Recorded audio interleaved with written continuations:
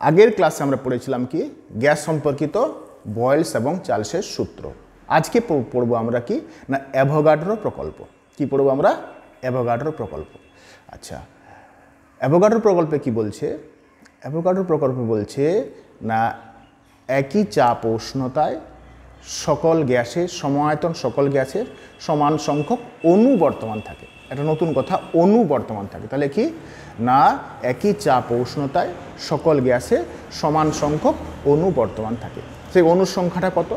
না পার গ্রাম অণুতে কতটি থাকে?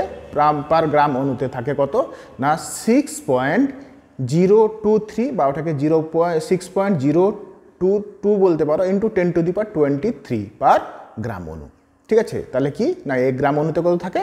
না 6.023 ইন্টু 10⁻23। আচ্ছা, আবার এক গ্রাম অণু পরিমাণ সকল গ্যাসের আয়তন কত? না 22.4 লিটার। কত? না 22.4 লিটার। তাহলে আমরা এটা বলতে পারি যে 22.4 লিটার যে কোনো গ্যাসে একই চাপ উষ্ণতায় কি হবে না সেখানে কতটি অণু বর্তমান থাকবে? না 6.023 ইন্টু 10⁻23টি। ক্লিয়ার হলো?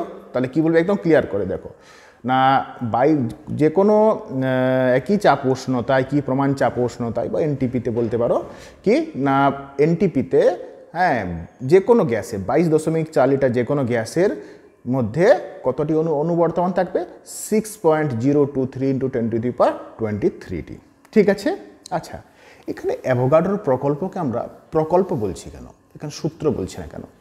অ্যাভোগাড্রো প্রকল্পটি না সরাসরি কোনো পরীক্ষা দ্বারা প্রমাণিত হয়নি। আবার অ্যাভোগাড্রো প্রকল্প থেকে আরও বিভিন্ন রকম যে কিছু সূত্রগুলো আমরা সহজেই সেগুলোকে আমরা প্রতিষ্ঠা করতে পারি। যেমন হচ্ছে গিয়ে ডাল্টনের পরমাণুবাদ।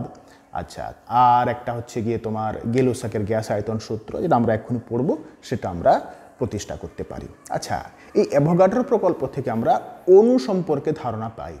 কার সম্পর্কে? অণু সম্বন্ধে। ডাল্টনের পরমাণুবাদ সম্পর্কে আমরা জানতাম যে প্রত্যেকটা পদার্থের সবচেয়ে ক্ষুদ্রতম কণিকা কোনটা? না পরমাণু। ডাল্টনের পরমাণুবাদ থেকে। আচ্ছা, এরপরে এই যে অ্যাভোগাড্রো প্রকল্প থেকে আমরা প্রথমে কি জানলাম না অণু কি জিনিস জানলাম, যে কতগুলো পরমাণু নিয়ে কি গঠিত হয়? একটি অণু গঠিত হয় এবং সেটা তাকে কি করে না তাকে স্বাধীনভাবে সেই গাছটাকে চিহ্নিত করে। ঠিক আছে, এটা আমরা পড়লাম। আচ্ছা, এবার চার্লসের সূত্র, বয়েলসের সূত্র আর অ্যাভোগাড্রো প্রকল্পের মধ্যে একটা সমন্বয় আমরা করব। আমরা কি জানছিলাম?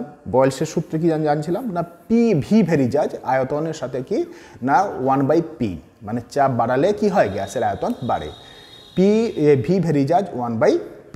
কখন? না যখন উষ্ণতা আর নির্দিষ্ট ভর, মানে যদি আমরা এন ধরি, নির্দিষ্ট ভর এনটা স্থির থাকে। ঠিক আছে।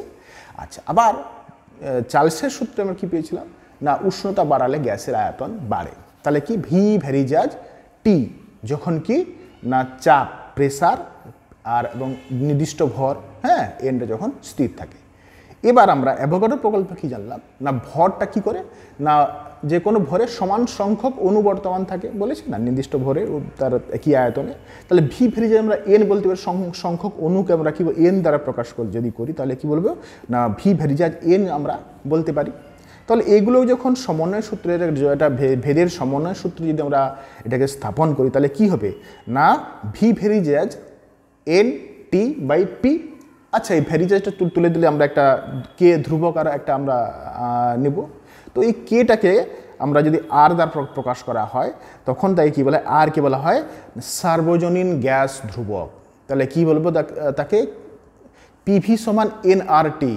পিভি সমান এনআরটি, এই আর কে বলবো সার্বজনীন গ্যাস ধ্রুবক। ঠিক আছে, আমরা চার্লস, বয়েলস এবং অ্যাভোগাড্রো প্রকল্পের একটা সমন্বয় সূত্র যখন আবিষ্কার করলাম, সমন্বয়ক একটা কি না PV equals nRT, PV equals nRT. এই পিভি ইকুয়ালস এনআরটির মধ্যে যে আর কে বলবো কি না সার্বজনীন গ্যাস ধ্রুবক। ঠিক আছে, ইউনিভার্সাল গ্যাস কনস্ট্যান্ট আমরা বলবো। আচ্ছা, এরপরে আমরা পড়ব কি না গেলুসাকের গ্যাস আয়তন সূত্র। কি পড়ব আমরা? গেলুসাকের গ্যাস আয়তন সূত্র। গেলুসাক কি বলছেন না একই চাপ উষ্ণতায় কি হচ্ছে না দুটি পদার্থ যখন একটা বিক্রিয়া করে তখন এদের অনুপাত সরল অনুপাতে থাকে। যখন দুটো পদার্থ একই চাপ উষ্ণতা গ্যাসীয় পদার্থগুলি যখন বিক্রিয়া করে, হ্যাঁ, তখন কি হয় তার আয়তনগুলি কি হয় একটা অনুপাত সরল অনুপাত থাকে। এবং যদি বিক্রিয়াজাত পদার্থ, বিক্রিয়াগুলো তো সমান অনুপাত থাকলো যেগুলো বিক্রিয়া করছে, বিক্রিয়াজাত পদার্থ যদি গ্যাসীয় হয় তাহলে তার অনুপাতটাও কি হয় সরল অনুপাত থাকে। কেমন আমরা একটা যদি উদাহরণ দিই তাহলে বলবো কি না যদি একটা নাইট্রোজেন অণু আর 3টা হাইড্রোজেন অণু মিলে কি হয় না একটা দুটো অ্যামোনিয়া অণু সৃষ্টি করে। এই যে N2 মানে হচ্ছে গিয়ে নাইট্রোজেন আর H2 হচ্ছে গিয়ে হাইড্রোজেন, সেটাকে NH3 হচ্ছে গিয়ে অ্যামোনিয়া। এটা যদি আমরা ব্যালেন্সড করি, ব্যালেন্স তোমরা পড়েছো, যদি ব্যালেন্স করি তাহলে N2 আর H2 ইকুয়ালস হচ্ছে গিয়ে কি NH3, ওটাকে যদি ব্যালেন্স করি তাহলে N2 প্লাস 3H2 তাকে নিয়ে 2NH3 হবে। ঠিক আছে, তো 2NH3 যখন হচ্ছে তখন যদি আমরা একটা এক আয়তন নাইট্রোজেনের সাথে 3 আয়তন হাইড্রোজেন যুক্ত হচ্ছে, ঠিক আছে, আর দিয়ে কি তৈরি হচ্ছে না দু আয়তন নাইট্রোজেন তৈরি হচ্ছে, অ্যামোনিয়া তৈরি হচ্ছে, NH3 অ্যামোনিয়া তৈরি হচ্ছে। তাহলে এর আয়তের অনুপাতটা কি হচ্ছে না 1:2 অনুপাতে ওরা বিক্রিয়া করছে হাইড্রোজেন আর নাইট্রোজেন, আর সেখান থেকে কী হচ্ছে অ্যামোনিয়া উৎপন্ন হচ্ছে। কী উৎপন্ন হচ্ছে অ্যামোনিয়া, সেটা দু আয়তন। তাহলে এদের যদি বিক্রিয়াজাত পদার্থের একটা অনুপাত করা যায় তাহলে 1:3:2 অনুপাতে এরা সর্বদাই মোটামুটি বিক্রিয়া করে এবং বিক্রিয়াজাত পদার্থ উৎপন্ন করে। এই হচ্ছে কি মোটামুটি গেলুসকের গ্যাস আয়তন সূত্র। তাহলে বলবে কি না যখন দুই বা ততোধিক গ্যাস যখন ওরা কি করে না বিক্রিয়া করে তখন ওদের মধ্যে একটা অনুপাত, তার আয়তনের অনুপাতটা কি হয় না সরল অনুপাতে ওরা বিক্রিয়া করে, এবং তার উৎপন্ন পদার্থ যদি গ্যাসীয় হয় তাহলে বিক্রিয়াজাত পদার্থের সাথেও একটা সরল অনুপাত ওরা বজায় রাখে। ক্লিয়ার হলো গেলুসকের গ্যাস আয়তন সূত্র। এরপরে আমরা পড়ব কি না গ্যাসের ব্যাপন জিনিসটা কি, যেমন তোমরা দেখেছো ধূপবাতি, কোথাও কোনো জায়গায় যদি আমরা ধূপবাতি জ্বালিয়ে দিই তাহলে কি হয় ওইটা ধীরে ধীরে কি হয় গোটা ঘরের সাথে মিলেমিশে যায়।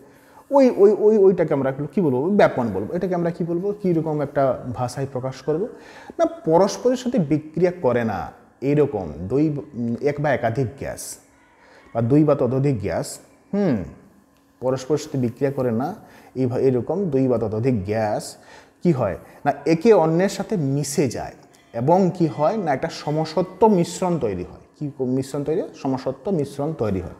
ওকে কি বলবো আমরা? ওকে বলবো আমরা ব্যাপন। ঠিক আছে, গ্যাসের ব্যাপন বলবো। ঠিক আছে, তাহলে গ্যাসের ব্যাপন কি বলবো না দুই পরস্পরের সাথে বিক্রিয়া করে না, যারা বিক্রিয়া করে তাহলে তো দুটোকে মিশিয়ে দিল, তো বিক্রিয়া করে আলাদা আরেকটা, যেমন আমরা এক্ষুনি পড়লাম যে নাইট্রোজেন আর হাইড্রোজেন মিলিয়ে দিলে কি হবে আর সেখানে ওরা অ্যামোনিয়া তৈরি হবে। তো সেরকম যেসব গ্যাসগুলো দুই বা ততোধিক গ্যাস যারা বিক্রিয়া করে না ওদেরকে যদি আমরা পরস্পরের সাথে পরস্পর যদি মিলেমিশে যায় এবং কি হয় একটা সমসত্ব মিশ্রণ তৈরি হয় তাকে কি বলা হয়? তাকে বলা হয় ব্যাপন বলা হয়। ঠিক আছে, এই হলো গ্যাসের ব্যাপন। আচ্ছা, আরেকটা জিনিস পড়বো গ্যাসের উষ্ণতা কি পড়বো। আচ্ছা, গ্যাসের উষ্ণতা আমরা কি জানি না গ্যাসের অণুগুলি সর্বদা কি হয় গতিশীল হয়। কি হয় না গতিশীল হয় এবং এলোমেলো হয়। আচ্ছা, গ্যাসের বেগের মান প্রচুর 0 থেকে ইনফিনিটি পর্যন্ত হতে পারে, এটা বুলেটের যে গতি তার চেয়েও বেশি হতে পারে। তো এই গ্যাসের উষ্ণতা হলো কি না এই যে গ্যাসের অণুগুলির গতিশক্তির তার প্রকাশ, যার গতি বেশি হবে, যত বেশি হবে গ্যাসের উষ্ণতা তত বাড়বে, তার একটা গতিশক্তির প্রকাশ। ঠিক আছে, আচ্ছা এবার আমরা একটা যে আদর্শ গ্যাসের যে গতীয় তত্ত্বের স্বীকার্য বিষয়গুলো কী কী আমরা সেটা নিয়ে একটু আলোচনা করব। আদর্শ গ্যাসের আমরা যে পড়লাম আদর্শ গ্যাসগুলো পড়লাম না, আদর্শ গ্যাস কোনগুলো না যেগুলো চার্লস বয়েলসের যে PV = RT এইটা যে মেনে চলি। ঠিক আছে, এদেরকে বলবো কি না আদর্শ গ্যাস, বা আমরা PV = nRT PV = nRTও বলতে পারি। ঠিক আছে, তো এইগুলোকে কি বলবো এটা এই গ্যাস যে এই সূত্রটাকে যে মান মেনে চলে তাহলে কি বলবো জানেন না যে তার আদর্শ গ্যাস। এই আদর্শ গ্যাসীয় তত্ত্বের কিছু এগুলো আমরা পড়ব কি না সকল গ্যাস বহু সংখ্যক অণু দ্বারা গঠিত। প্রথমে কি আমরা অ্যাভোগাড্রো প্রকল্প থেকেও পেলাম কি না সকল গ্যাসগুলো কি হয় না অণু দ্বারা গঠিত হয়। কি দ্বারা গঠিত হয়? অণু দ্বারা গঠিত হয়। প্রথম আমরা সেটা গ্যাসীয় গতিতত্ত্ব থেকে পাচ্ছি। আর কি না এগুলো বিন্দু ভর, এই যে গ্যাস অণুগুলি কি হয় বিন্দু ভর, মানে এদের আয়তন প্রায় নেই বললেই চলে। আচ্ছা, তারপরে কি না যতক্ষণ না নিজেদের মধ্যে অথবা পাত্রের দেওয়ালে সে ধাক্কা খায় ততক্ষণ কি হয় গ্যাসের অণুগুলি একটা সরল রেখায় সমদ্রুতিতে মানে চলতে থাকে আর কি, গতিশীল হয়। ঠিক আছে, তাহলে কি বললাম না যতক্ষণ না গ্যাসের অণুগুলি নিজেদের মধ্যে ধাক্কা খায়, হ্যাঁ নিজের বা পাত্রের গায়ে বা নিজেদের মধ্যে, তখন তাদের প্রত্যেকটা গ্যাস কি হয় না সরল রেখায় সমদ্রুতিতে চলমান। আচ্ছা, ধাক্কার পূর্বে ও পরে যখন ধাক্কা খেলো তাহলে তার গতিশক্তিটা কিন্তু হ্যাঁ ভরবেগ এবং গতিশক্তি সেটা অপরিবর্তিত থাকে। ঠিক আছে, ধাক্কার পূর্বে এবং পরে গ্যাসের ভরবেগ ও গতিশক্তিটা কি হয় না অপরিবর্তিত থাকে।